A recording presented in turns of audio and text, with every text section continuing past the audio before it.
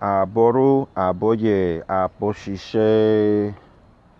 Peaceful greetings to all of the good people. I pray that everything is well with you and your loved ones in your community at this time. This is the School of Orisha Studies and the Orisha Lifestyle Academy, and I am your instructor, Obafemi Origunwa, and I want to share the continuation of a lesson on the significance of the year 2020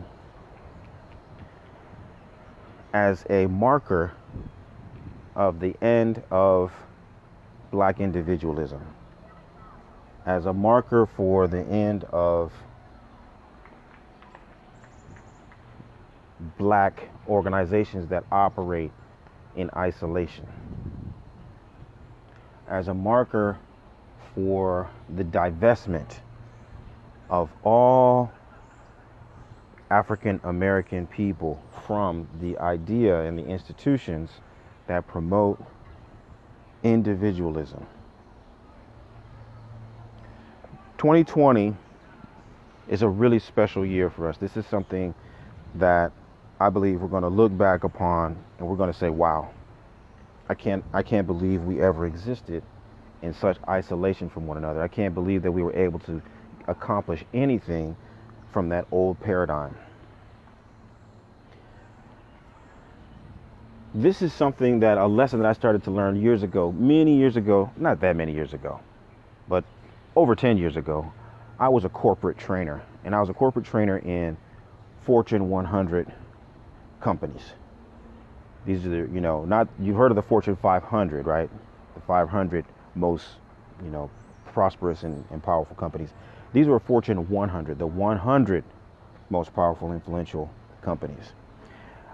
And in that capacity, I trained people from the highest level to the lowest level in these corporations, especially on employee engagement around personal sustainability. So this is essentially the idea that these companies had discovered that it was in their best interest to practice sustainability, environmental sustainability, to do things that was good for the earth, right?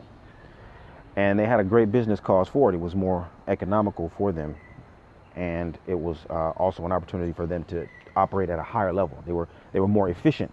Sustainability is synonymous with higher levels of efficiency. And so, as corporations, they had the resources to be able to get the best equipment, right? So they would invest in the best buildings. They would get LEED certified buildings with the double pane glasses and the radiant heating and the LED lights and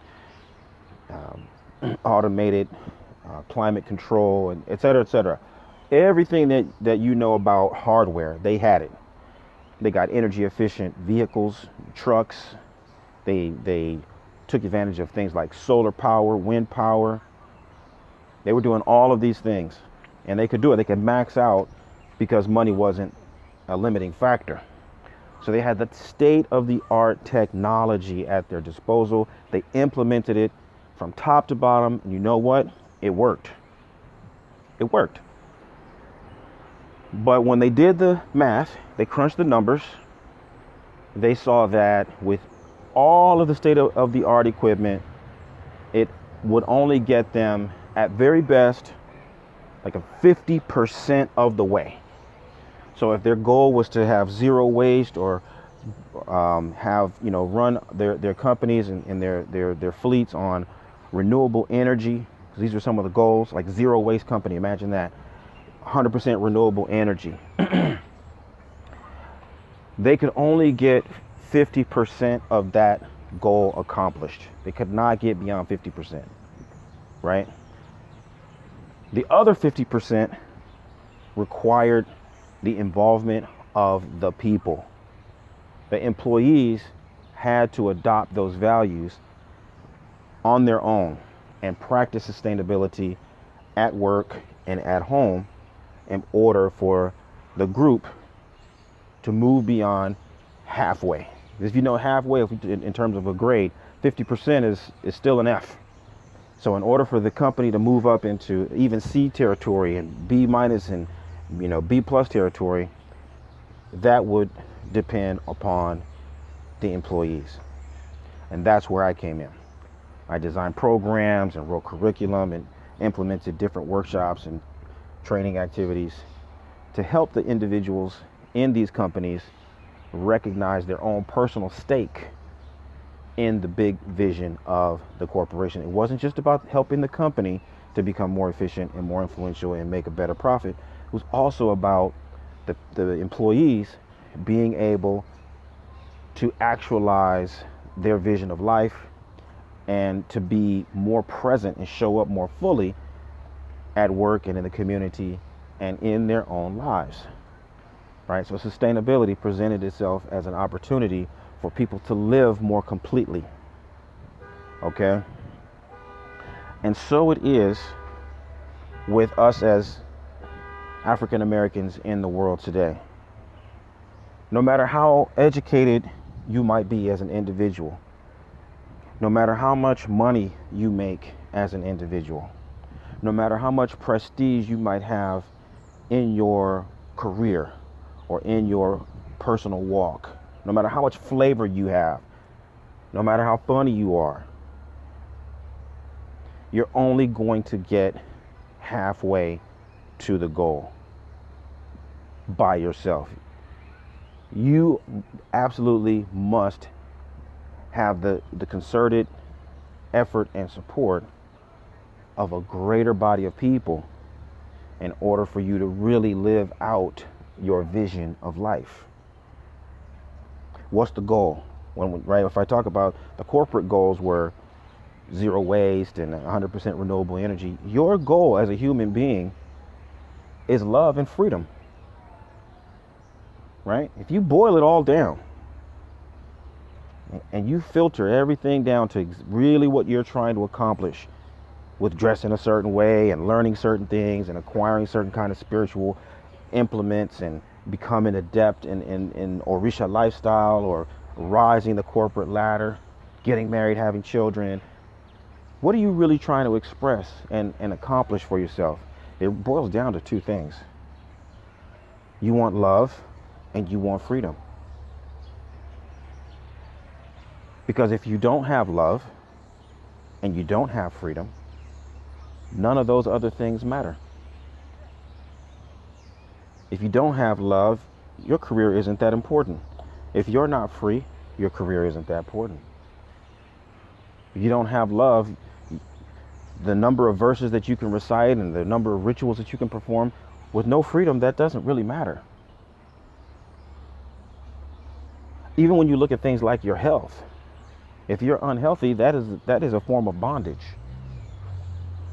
Your health limits your ability to express yourself if you are unhealthy. Poverty is bondage. If you don't have the resources you need to make decisions, you're limited. Right? So the goal really can be boiled down to love and freedom. And the interesting thing about love and freedom is that when you really know what they are, you have to acknowledge and accept the fact that love and freedom must be shared in order to be realized. Love and freedom must be shared in order to be realized. Love and freedom must be shared in order to be realized. In other words, you can't be in love by yourself. You can't be free by yourself. When you truly know what love is, you are compelled and obliged to share that love. If you truly know what freedom is, when you have fully expressed or experienced freedom, you know that it is something that you must share with other people. And so it is you find yourself much like those corporations who have worked very hard, put in tremendous effort, planned, invested, and made real progress toward the goal. But when you get to the limitations of your individual capacity, you have to accept that in order for you to accomplish what you truly aspire to accomplish, you must join forces with other people. It is non-negotiable. And so what I want you to understand right now is that this conversation that we're having is essential to helping you cross the threshold to voluntarily and enthusiastically walk away from individualism, to turn your back on individualism, to betray the tradition of individualism that you have been conditioned to accept and practice blindly for your whole life. 2020 marks the death of black individualism. 2020 marks the death of individualistic black organizations that operate in isolation. This is the time that we must recognize that our goals to accomplish and experience love and freedom can only be realized by us eliminating individualism and joining forces with others. Ashe. In your heart, you know this to be true.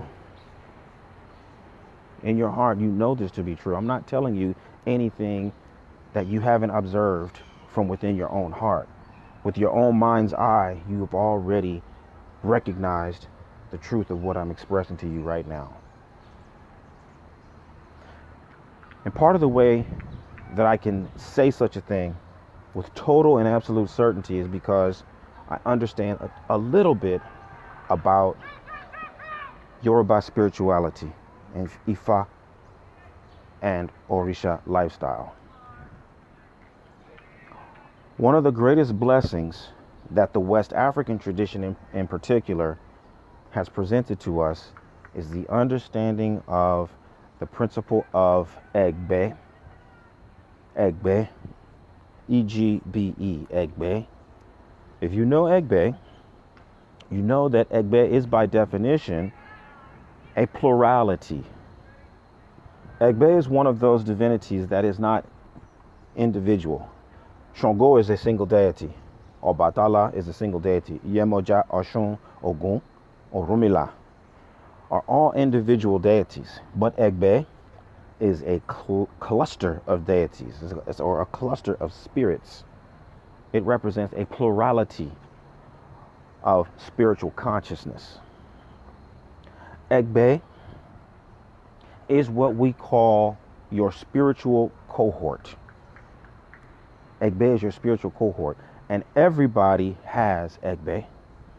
We're all born with Egbe. So this is how I know that you fully understand that love and freedom can only be expressed in conjunction with other people, because in the spirit realm, which is where we emanate from, we are all members of Egbe. All of us are members of Egbe, just like we all have Ori. We're all members of Egbe, all of us. You may or may not need to be initiated to an Orisha.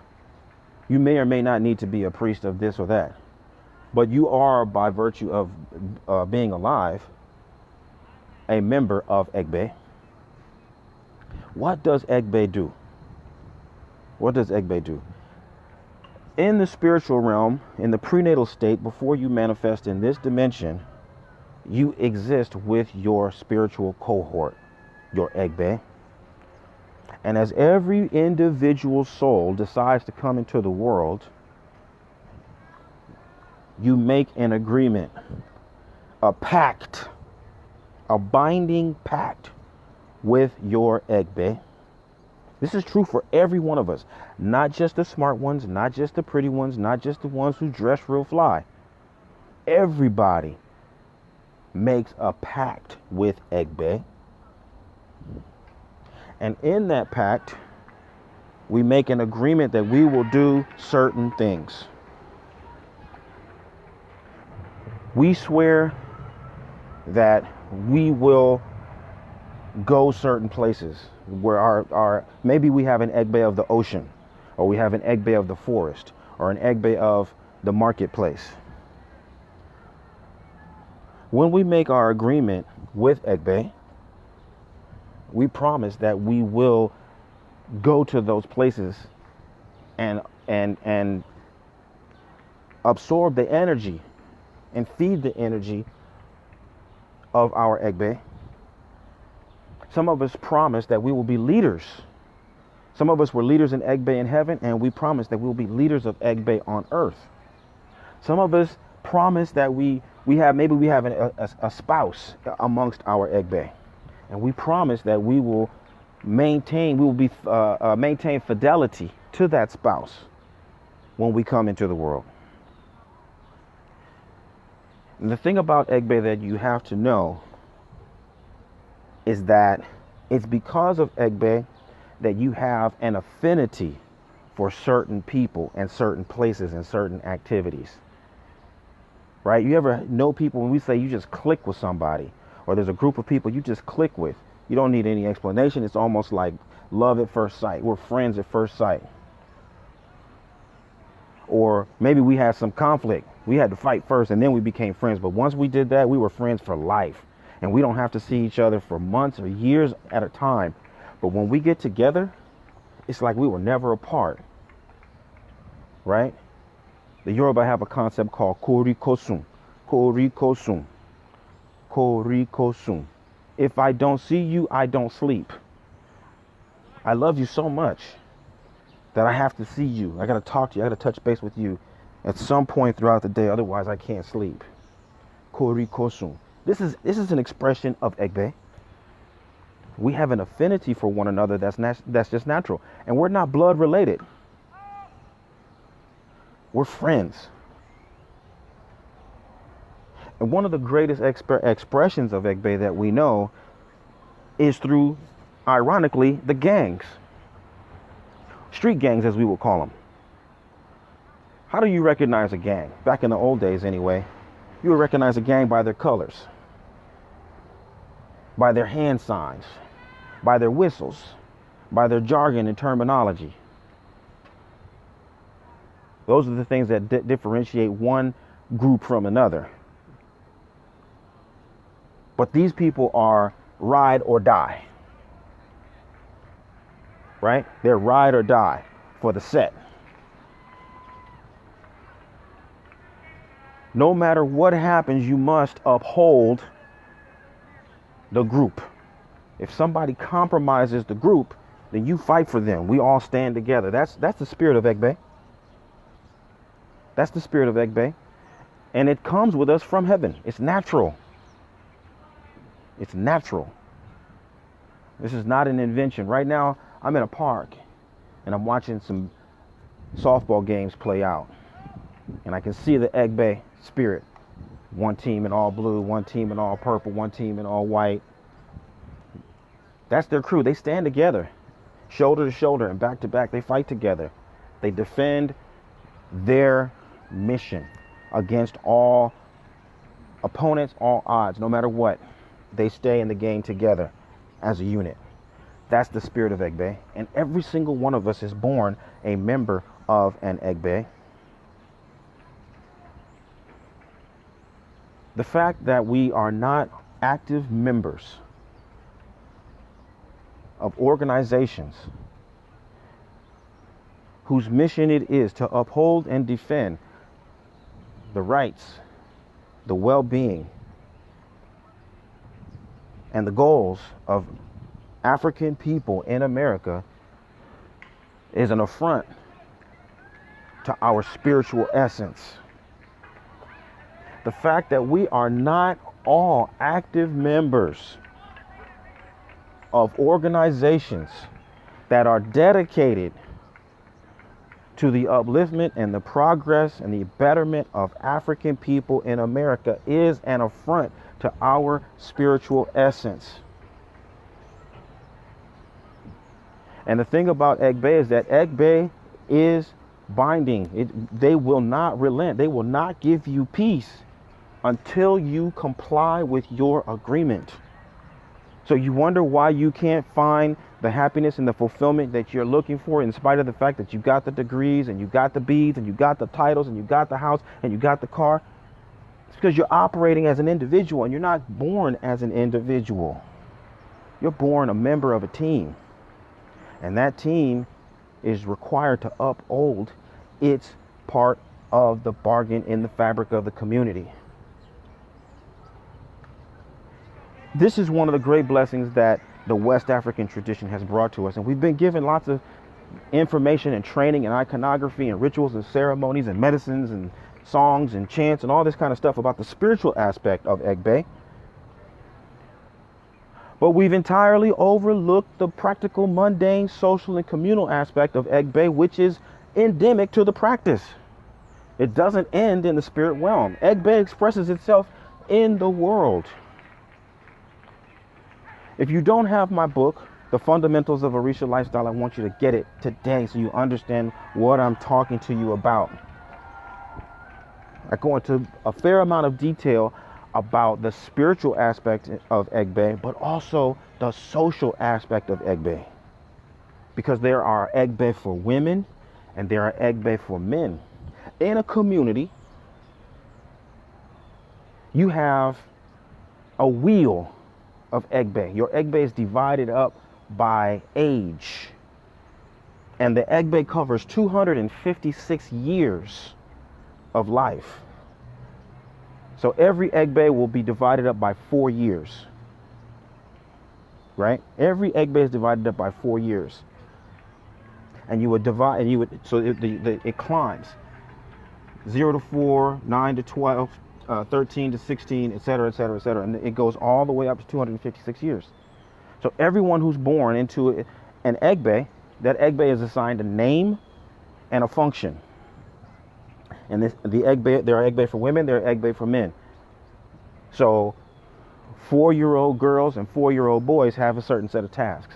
16-year-old girls and 16-year-old boys have a different set of tasks. 38-year-old men and 38-year-old women have a different set of tasks. They're clustered in 4-year groups.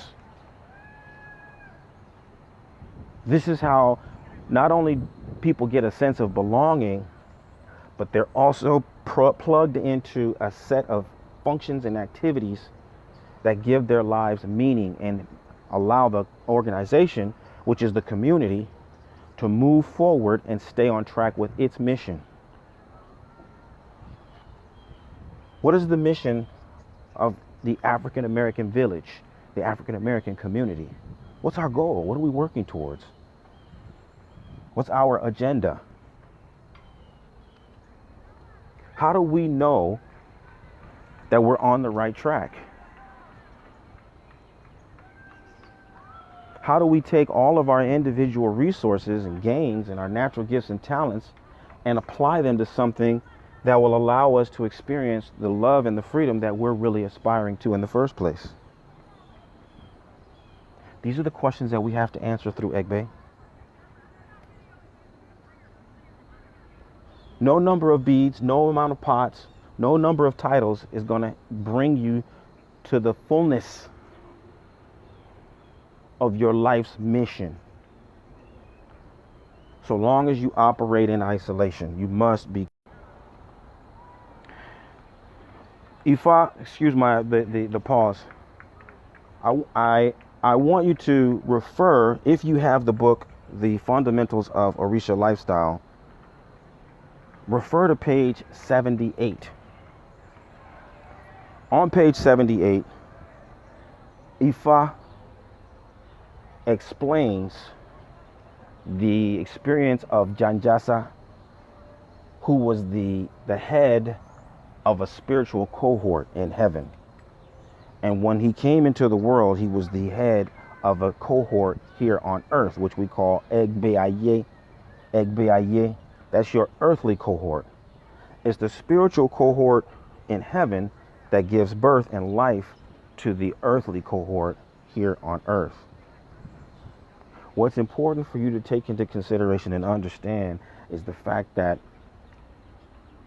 there are positive Egbe and there are negative Egbe. Just like there are positive leaders and there are negative leaders. You have groups who are working in opposition, who have anti-social goals. And so your refusal to become an active member of your Egbe does not prevent your opponents from being a part of their Egbe. And so this is an ongoing conversation that I'm having with people within my circle of influence about the limitations of ideas. We've become addicted to ideas. It's like a drug. And we think that these ideas and these wishes and these high, aspirations are somehow enough to combat wicked organizations and wicked people who head wicked organizations. We need to mature. We need to grow up.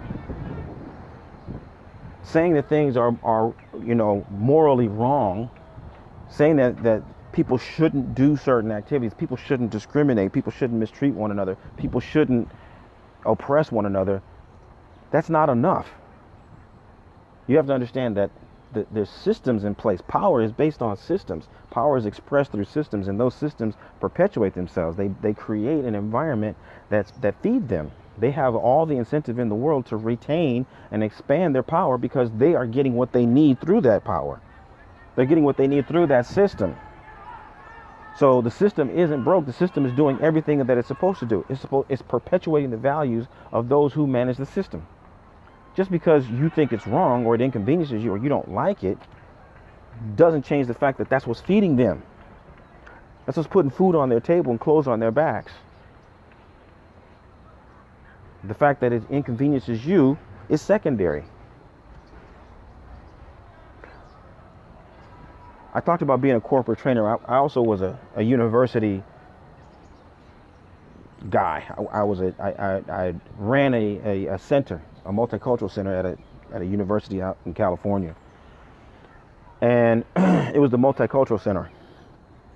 And this university also had a center of ethics center. And so we would organize different activities throughout the year: seminars, workshops, lectures, speaker series, etc. And as it were, my center was next to the ethics center, the multicultural center. And I remember once the head of the ethics center, who was also a priest, he was a Catholic priest, Ifa priest, and so we would talk, right? And I was really interested in what he had to say because he was the head of the ethics center. And right away, I'm like, oh, this is what we call Iwa. And so we'd have some really good conversations, right? So in the course of one of these conversations, we came to the fact that he and I had both had children around the same time. And I think they were both sons. This is around the time my third son was born. And I remember asking him, based on what we had discussed, I said, if ethics is really the true goal, then ethics has to include equity. So, yeah, of course. And so, based on what we know about the history of Africans in America and Europeans in America, it would be equitable and therefore ethical for there to be a redistribution of wealth. And he said yes. I knew he was going to say yes because that's the right thing to do. That's the right thing to say. I said, yeah, of course, that's right. I said, so let's get it all the way down. You have a son and I have a son, right? Your baby was just born. Yep, that's right. So would you take all of the resources that you were going to invest in your son's life and future and give them to my son?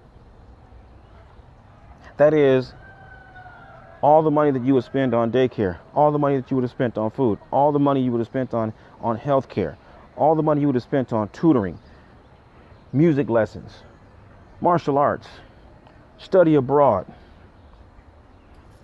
Would you take all of that money and give it to me to invest in my son because that's the equitable redistribution of wealth? Would you do that? He paused for about a second. He looked at me and he said, no. I said, absolutely not. You wouldn't. And I appreciate you being honest with me, because if you had said anything different, I couldn't respect you as a man, as a father. I'd know you'd be lying. We laughed and kept going. But it was a pivotal point. It's a pivotal point, and I want you to grasp it. I want you to understand that this is the truth of the matter. Even though this is he's in charge of ethics, and he knows what's ethical, and he knows what is equitable. He knows. But there's absolutely no way that he can do what is equitable if he knows it's going to compromise his ability to do for his community. All the more so for people who head organizations in the world that we live today. They are not going to compromise what's beneficial for their constituencies just because it's ethical or equitable. They're not going to do it. So you would be a fool to continue to insist that people are going to do right by you because it's the right thing. Grow up. Mature. Get your feet on the ground and your head out of the clouds. You need to be a part of a body that is dedicated to a shared vision and is willing to stand shoulder to shoulder and back to back to uphold that vision no matter what. Your ability to experience and express love and freedom depend upon your membership in said organization. If you refuse to do so, it means you insist upon remaining in an infantile state. You want to remain a child in the white man's house, and you want him to take care of you. You want your white sky daddy to make sure that all of your problems are addressed in his time and on his terms. And he will define for you how successful you are. He will define for you how happy you can be. He will define for you how much freedom you can enjoy. And you will have to say okay, because you're putting it squarely in his hands. You can term it another way if you want to, and you can sugarcoat it and try and dance around the subject in any kind of creative way that you would like. We have lots of experience with that. But it boils down to that. If you refuse to join forces with other black people for the express purpose of liberating black people and helping black people experience more and more degrees of love, if you don't do that, then you are saying you would rather let the white man take care of it for you. But that is contradictory to your spiritual essence. That is not the agreement that you made in the heavenly realm. So I want to urge every single black man and black woman who hears my voice today. 2020 marks the death of black individualism and the death of individualistic black organizations that operate in isolation. This is the time that you must join an organization. This is the time that you must require that your organization joins forces with other black organizations, and you work together ceaselessly and tirelessly for black love and liberation. This is the School of Orisha Studies, the Orisha Lifestyle Academy. I'm your instructor, Obafemi Origunwa. I wish you well today. I pray that the message is well received by you. I pray that you've heard what I said and you understand what I mean, and you're able to tap into the truth that you know and have always known in your heart, and you find it within yourself to take the necessary steps to do the right thing. Make yourself a part of an Egbe today. Join an organization today. There's an organization that you know about. There's an organization that maybe you used to belong to. There's an organization that you've been watching and you've been considering joining. Stop waiting. Join that organization today. Become a member today. Pay your dues today. Get your uniform today. Go to the meeting today. Put the time in your calendar every week for that organization and start putting in your work.